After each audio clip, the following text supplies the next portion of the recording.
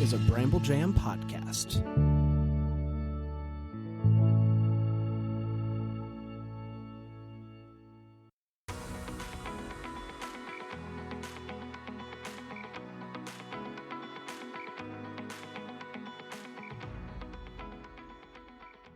Welcome to Girls Gone Hallmark, a Hallmark review podcast. I'm Megan, and I'm a longtime Hallmark fan. I'm Wendy. I'm a former Hallmark hater. On today's episode, we're discussing The Stars Between Us, which originally premiered on Saturday, February 21st on the Hallmark Channel and is currently available to stream on Hallmark Plus. Hey, thanks for following us on Instagram. That is where we update you on our schedule, especially last week, which we're going to talk about in just a second. But we are Girls Gone Hallmark. We're also dropping Breaking Hallmark news over there. I believe next week we're going to be dropping a behind the scenes day in the recording life vlog. So keep your eyes open for that. Are we? This is new news to me. It was your plan, man. I don't even remember. Megan mentioned last week, I've been so sick. And honestly, like, I feel like I'm waking up to like all this new news. I'm like, oh, mistletoe murders has been. Oh, it's in my notes to discuss. all this stuff happening. So this behind the scenes vlog stuff, are we doing that like next Monday? Yeah. Okay. I love it. Hey, we invite you to come join us on Patreon. We are at patreon.com/Megan and Wendy. We just recorded our monthly What's Good episode. Megan deep dives into her newest hobby obsession. I do. It's a good one. It's a good one. I wonder how popular it is amongst women our age. You know, we see it a lot. Hobby. Mm-hmm. The hobby. Yeah, we see it a lot on TikTok because we consume a lot of that, content. But yeah. I'm curious. So come on over there. Give us a listen. Patreon.com/Megan and Wendy. I will say I brought up this hobby at a dinner with friends last week, and there were 8 of us, and every single one of them looked at me like I had a second head growing off of my shoulder. So really? Yeah. It's funny when I realize that my social media feed is not the same as everyone else's social media feed, and the things that I see constantly are not the things that are hitting their eyeballs. That's so interesting. Mm-hmm. Mm-hmm. Very interesting. Like they didn't know who Emily Kaiser was. I didn't bring her up, but they definitely wouldn't have known. Yeah. Wow. So, as Wendy alluded to, I think it's relevant to discuss the fact that the long-awaited news that Mistletoe Murders has been renewed for season 3 was announced last week, and the internet rejoiced. I mean, finally. I mean, we have needed some good news, especially, we haven't really discussed it here, but Hallmark dropped kind of a cryptic announcement about the future of their unscripted programming. Boo. They didn't name names specifically. They didn't talk about specific shows, but they did say that they weren't going to be putting a heavy focus on their unscripted programming, which I think the writing is on the wall for our favorite Finding Mr. Christmas. And so we needed some good news, and we got it in the form of a Mistletoe Murders announcement. We're thrilled for the whole team over there. We'll be here watching it and reviewing it.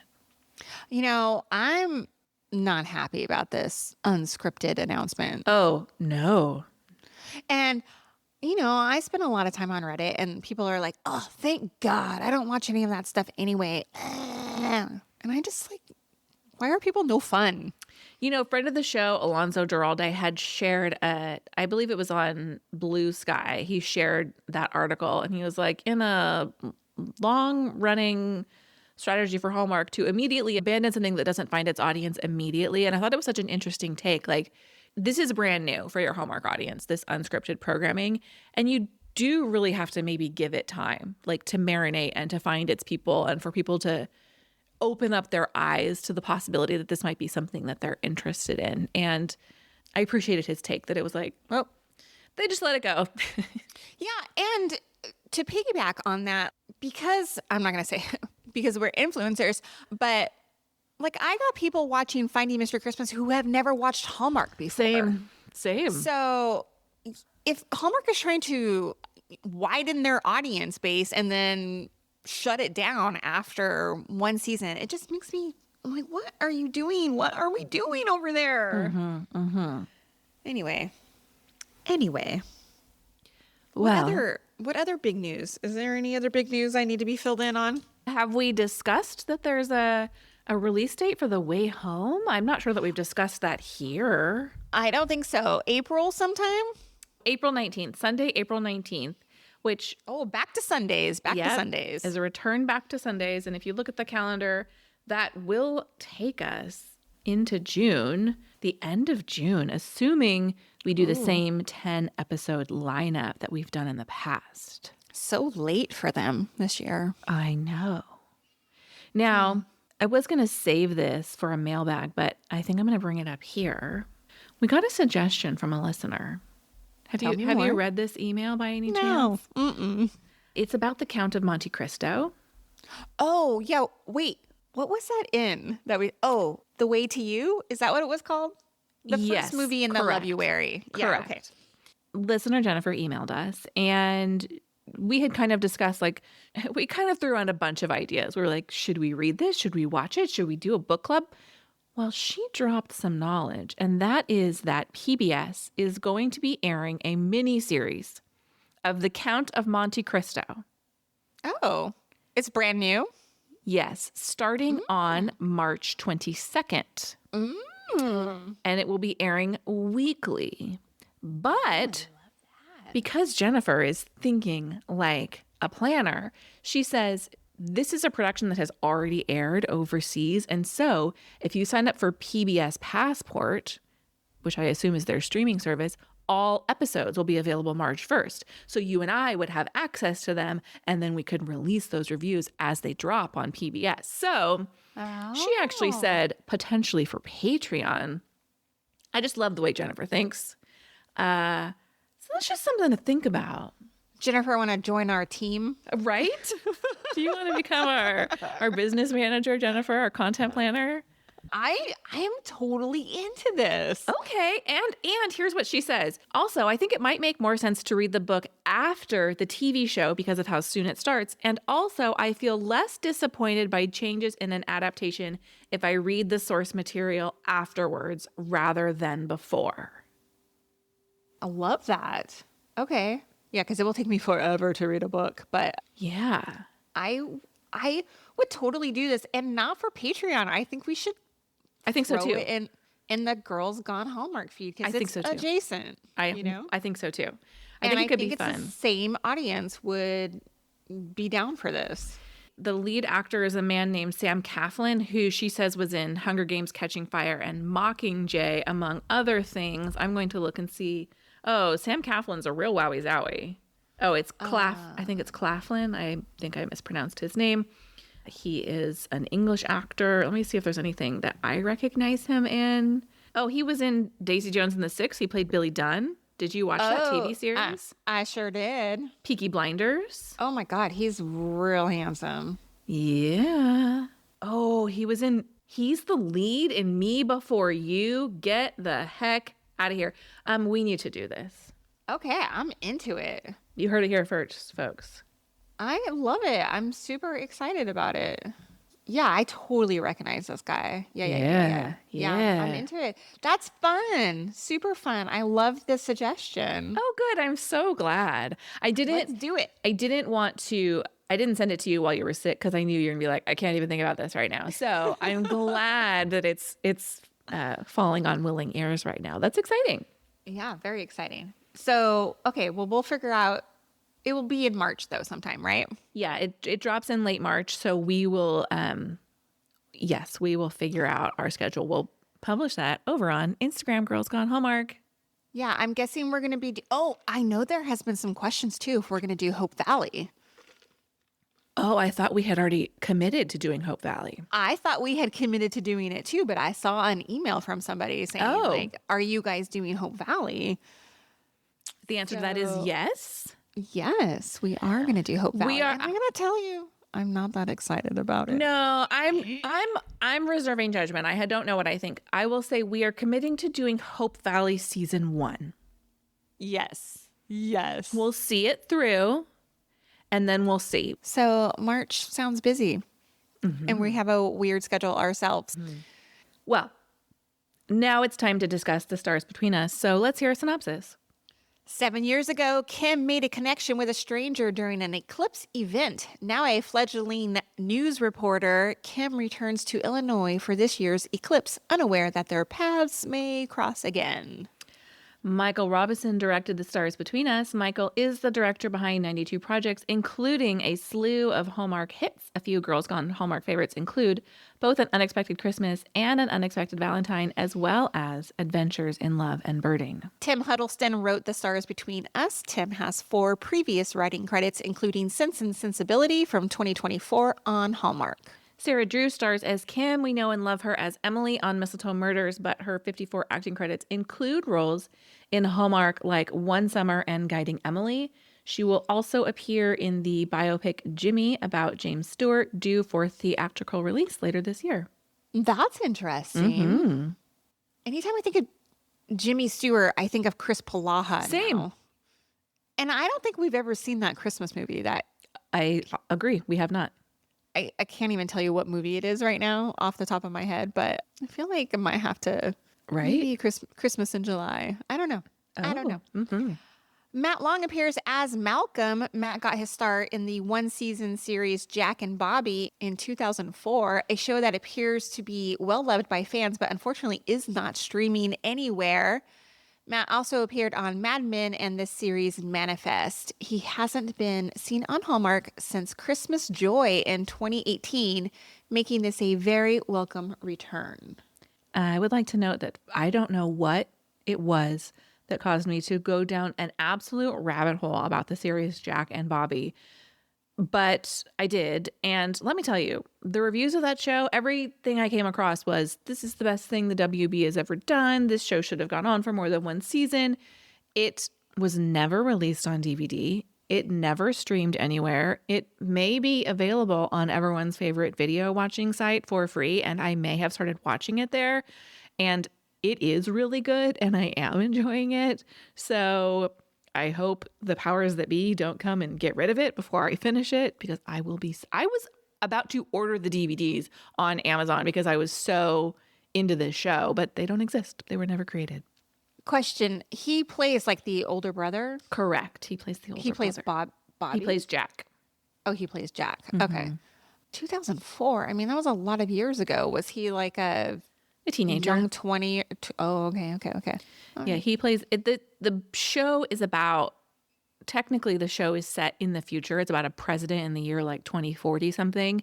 And it's set in 2 timelines. In the future, basically in documentary style interviews with people who were adjacent to the president. And then in the quote present day timeline of Jack and Bobby as teenagers in high school. And so we flash back and forth and we get like the future vice president and the future chief of staff and the future first lady and all of these people talking about the brother that will become the future president. It's very interesting. I'm really liking it. Awesome. And Christine Baranski's in it, and she plays this like truly unlikable mother. And well, like I'm torn about whether or not I should like her or not. Anyway, I recommend it. But okay, there's nowhere to recommend it. Donna Benedicto plays Claire in this film. Donna has a total of 69 acting projects, and we recently saw her in The More the Merrier. Her other Hallmark projects include The Professional Bridesmaid, Sweet Carolina, and Jingle Bell Bride. Ooh, throwback. Grayson Guernsey is taking a break from his role as Nick on Virgin River to play Reed. Grayson has 24 acting credits, and this is his second appearance on Hallmark after appearing in a garage sale mystery film from 2017. Junica Lagutin plays Meredith. This is Junica's 12th acting project and her first appearance on Hallmark. Benjamin Wilkinson appears as Steve.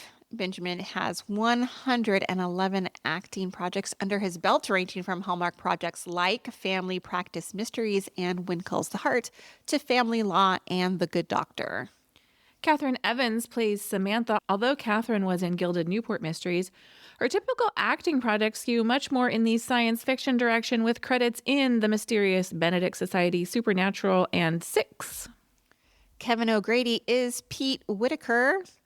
He played Detective Linwood in the Garage Sale Mysteries series and was recently seen in Christmas Above the Clouds.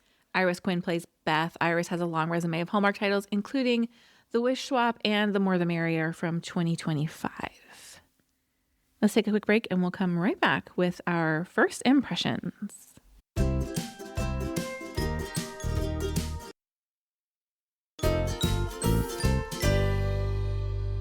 Hey, Wendy, what was your first impression of The Stars Between Us? Well, the whole time they kept saying, don't look directly at the eclipse. And all I can think about was that one president who did exactly that. My first impression is, if you've seen Virgin River, this is the natural progression from the character of Nick to Reed. I didn't think you watched that show. I've seen the first couple seasons. Oh. I like to read. Me too. I like his character, Nick. I like him on Virgin River too. Okay. Well, spoiler, friends. Megan told me she didn't really like this movie. Well, let's talk about it. I don't know if that's And- fully accurate. Go ahead. Do you feel disappointed because this was the one you were looking forward to the most? A little bit. Okay. It's not that I didn't like the movie. It's that it wasn't what I expected it to be. And I think it was sold as a very different movie from what it is. Okay, tell me more. Well, let me tell you what I do like. Okay. I think Sarah Drew always hits. I think Always. I would watch her do anything. I find her incredibly charming. I think she's great as Kim in this movie. I really enjoyed a lot of the relationships she developed in this movie. I liked her friendship with her camerawoman Claire. I liked the way she talked to her daughter. I liked the relationship she had with her mom when they're sitting on the couch after she puts her daughter to bed. I thought that's all so aspirational. I liked so much about her. She's always good. She's always good. I need because we've watched a lot of her movies, but not every movie. Yeah, do we need to do a Sarah Drew collection? Yeah, I feel like we do. I really like her. You know, it's funny because I know you said she had a really big, long role on Grey's. Is that right? April Kepner. And we were recently talking about Kim Matula, and you're like, I don't feel like Kim Matula is long for Hallmark. Like, she's so much more. Yeah. And I kind of feel like Sarah Drew is in that lane too. I do too. I think also we know that she's a working mom, and I'm fully projecting here, but I think maybe there's part of her that likes the flexibility that comes with Hallmark projects, knowing that they're a few weeks and then she gets to be back home and she doesn't have to be on location for 6 months at a time. I don't know. I don't know. Well, I agree with you. I thought she was great. And I was a little bit nervous going into this because I'm so attached to her as Emily Lane. Yeah. I mean, even after just 2 seasons, like, I love her as Emily Lane. But I like the way that she played the character Kim here because she was a little more like self-doubting and a little awkward and felt very relatable, I thought. And, you know, we do get to see her. She does have these like comedic beats as Emily Lane, but in here she also had like this like comedic tone that was like nervous energy, you know, a little anxious. And I really enjoyed her as Kim in this. I liked her playing this role of Kim. I liked Kim. She made me root for Kim. I liked her a lot in this. She was great. If I can piggyback on what you just said, I think there's quite a bit of relatable content in this movie. We talked a little bit about Reed. You know, he's young. He can't really seem to get his feet underneath him. He has a lot of potential, but can't really get it together. And then we have Kim, who's feeling a little bit torn between her career and motherhood and chasing balance, which is something highly relatable to you and I. And then we even have Malcolm, who kind of believes that he just needs to be in front of the right person. That's going to be the thing that gets his book across the finish line. And I think each one of those moments is relatable to somebody in some way. I think they brought real people and real struggles into the storyline of this movie. Agree. Let's talk Matt Long. Okay. I loved him. And I know we didn't get a ton of him. Yeah. I'm going to talk some more about that in a little bit, but I really liked him. I thought I thought he felt believable as this, professor. He wasn't smug. He was passionate about what he was doing. He had that student like assistant or whatever. He was like helping her. Like he was Yeah. just like this good guy. I would absolutely like to see him in more Hallmark. Yeah. Don't you agree? He's not a Tyler Hines, but like I just found him so enjoyable. Kind of like a breath of fresh air. We get a lot of like the same, no shade to Evan Roderick. I love him a lot, but like that's a dude that's been in a lot of projects in the last year. Like I Change like it up a little bit. yeah, and if you remember, I think his name is Aaron O'Connell. I can't remember exactly, but the guy that was in the Subway movie, like I was like, whatever. I really liked him. Like, give me more of him too. Like I love these like fresh faces. Yeah, which is interesting because you were not super excited about any of these fresh faces coming into this movie. So it's such a pleasant surprise when we get that. Speaking of fresh faces, Grayson Guernsey, as discussed, he's a regular on Virgin River. He's been in 40-something episodes over there. But I think he does such a nice job as the bumbling Reed. He gives me kind of like, same as like Mason in The Curious Caterer mystery. Yeah. I really enjoyed him. He brought a level of comic relief to this movie that was necessary. There's so much astronomy and astrology talk in this movie that we needed that level of comedy to lighten it up.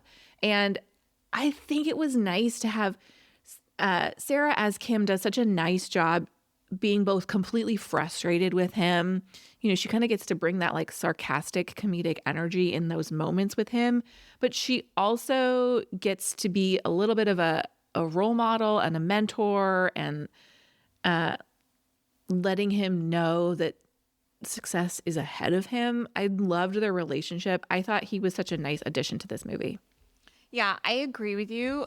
I liked that dynamic of the trio, the cameraman and the producer and Kim. I thought they had like this nice rhythm. Yeah. And I agree with you. Like I love that Kim could be both like frustrated with him, like Reed, get it together, don't walk in my shot or whatever. And then, but also very supportive of him as well. I just have the note that I think a lot of care was taken in casting this movie from top to bottom. None of these characters are throwaway side characters. Casting Iris Quinn as Beth is great. Her daughter Anna, whose name is, I think, Phoenix Ellis, who we didn't put on our news and notes. I thought she was great. The villain newscaster. I mean, to include Kevin O'Grady. There's a lot of great casting in this movie. Like all of these side characters were well chosen. Yeah, I agree with you. One last thing that I liked is the near misses in this movie. They didn't feel super ridiculous. And if you recall in the movie We Met in December, I do. Where those two had so many near misses, but the difference is in that movie, the two were like actively searching for each other. In this movie, they were not. Like they didn't even know each other were in the same. Yeah, that's nice. So like the misses like weren't as more frustrating. Yeah, they felt more faded than like, like okay, like. I hear you. That was my biggest frustration with We Met in December. Like it felt like absurd. This felt realistic to me.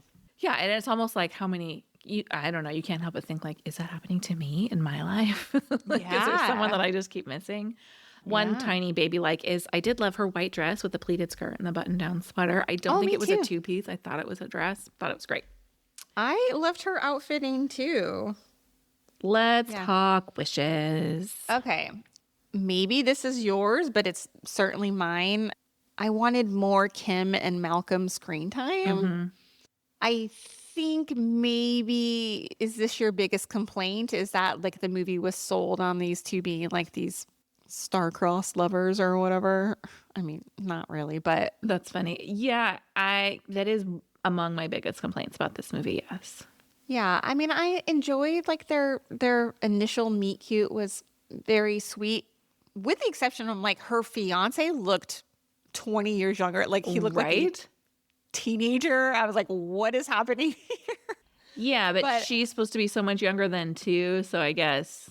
Yeah, I don't know. It just was like, okay. It was hard to like root for them because like we don't know anything about these two as a couple. Yes, that is my biggest complaint. It's not only that they don't spend enough time together on screen, it's that because they don't get enough time on screen, we don't get to see their feelings bloom for each other. We don't get to see that end moment. Look, it is possible that they each had this is the one that got away feeling in their hearts. And I thought they did a nice job of hinting at that when we see the parallel scenes of them echoing each other's words. But I have the exact phrasing. It wasn't enough for me to root for their relationship.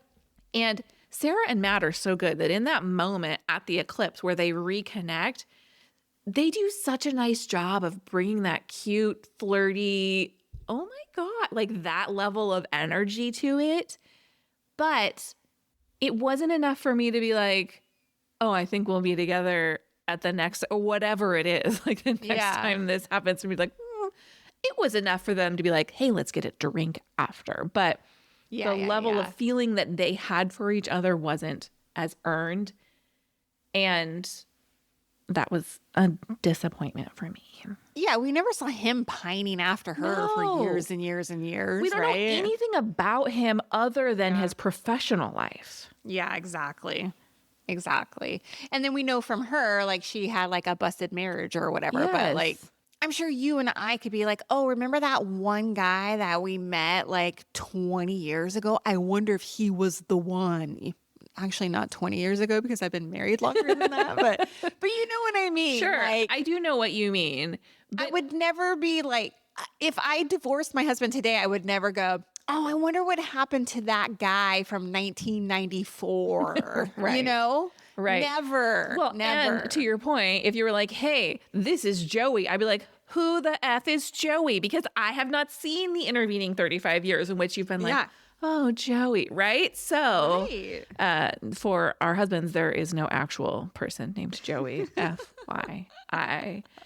And I think that speaks to, there is a lot going on in this movie. There's multiple characters with different wants and needs. And sometimes that really works out. But I think in this case, it came at a cost. And as mentioned, the cost was a lack of relationship building between Malcolm and Kim. We haven't really talked about Claire and Travis, but it's much easier to root for their relationship because we saw it developing. We saw Claire goes to Kim and Claire goes, I'm in love. No, I'm in like, right? We see those moments. We see them standing behind Malcolm while they're like holding hands and he's like, I'm going to give you two a moment, right? We see all of that develop. And so it's so much easier to be like, oh, they're so cute. This is so fun. We need to be shown some of these things instead of just told them. Yeah, like even if they would have shown Kim, like, know who Malcolm was Google over him. the years. Something. I was annoyed with the masquerade scene. First of all, why are you having a masquerade party At your eclipse? I don't either. I know. I don't understand. You can't see people. Yes. I'm like, how do you are a redhead, Megan, right? Yes, you stand out. You stand out. I don't know why it didn't clock this guy at all. Go like, oh, I was so taken back by this one redhead that I met 7 years ago in this exact same location.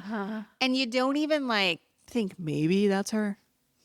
Like maybe. I know. Frustrating. That was frustrating. Okay, I have one more. I know you liked it, but I just thought it was a lot of like mom on FaceTime. Oh, Like, come on. Okay. Yeah. Okay. Doesn't feel realistic to you? It was 24 hours. She was gone. But she's got a 5-year-old. I don't know. It was adorable, but it was a lot. Yeah, I hear you. I just think they were trying to sell the notion of she's like trying to be everything to everyone. That is too hard. Agree. Yeah, she's got to learn that, you just have to be 100% of what you are in that moment. Yeah, exactly. Okay, Exactly. Yes. let's talk. Did you see that? Freezer burn as a nickname is a savage burn. It's mean. It is mean, but it made me laugh. Now, can I ask you, because it's possible that I missed it, but I don't think I did. Did they ever actually show that scene? I don't think so. No. So that really, I should have put it on my wishes, but show us that, like, they talk about it so much. Like, they should have just shown it at some point. Of her just, Malfunctioning. yeah. I mean, I feel bad They reference because it enough, though. I know maybe they had it at some point and they cut it, but I thought it was kind of funny. It was funny. I thought it was funny. I hated the on-air flirting situation, like when they finally become face to face. Like, you didn't tell me she didn't go, "Hi, I'm Kim. I'm going to interview." Like, they turned and looked at each other for the very first time on air. Give me a break. And then they had this. Look, you know, things got to be snappy and tight on live television, right? Like, there's no way they're having like this sort of like personal revelations on And live. all she wants is to be this field reporter. Get it together and act like a professional. Yeah, stop making googly eyes at him. No, stop it. Stop it. Stop it. I have two did you see that's. One's a true did you see that? And it's so nitpicky, but when they take the selfie photo, she takes it in landscape. And when she shows her the photo with like Malcolm cut off, shockingly, which there was nothing in the way. What happened to that photo? Anyway, it's in portrait. Love it.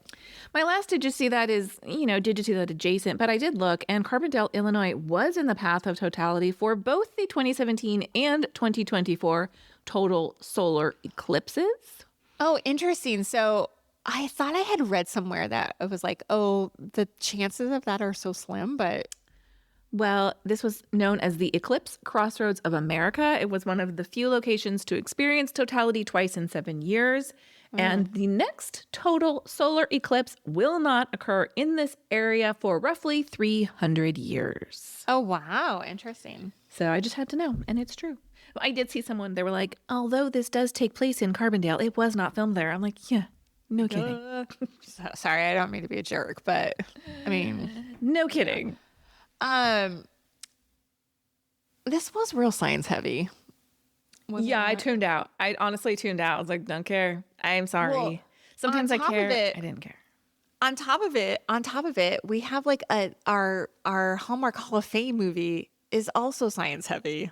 Oh, At some point. I actually loved the Hallmark Hall of Fame movie. Come back. So did tomorrow. I. Oh, good. So did I. But I was like, how weird is it that It we is get weird. like 2 movies in 1 week that's like science heavy? Yeah, I got to admit, although I heavily identify as a Virgo, don't really care about astrology that much. And so when they're trying to make the astrology astronomy connect, I was like, I don't care. Yeah, I don't care either. Sorry. Like at all.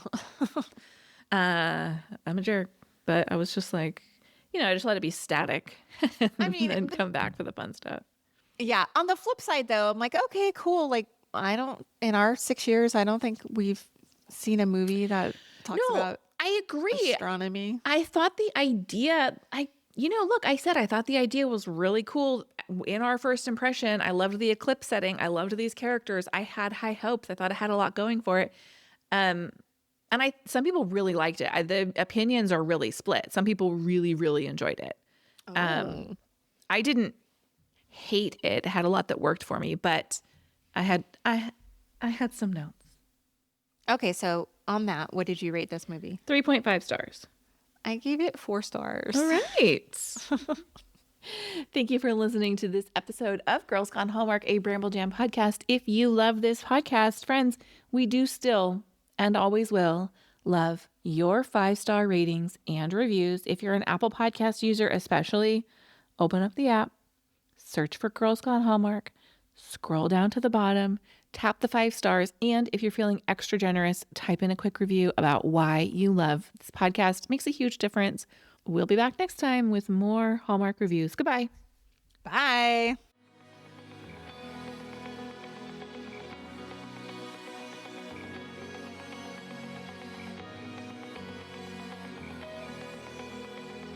All right, friends, before we go, just a quick heads up. You're about to hear some ads. These little gems help us keep the show running and the Hallmark love flowing. So do with that info what you will. Grab a snack, hit the skip button, or maybe, just maybe, listen in and discover your new favorite product. Bye.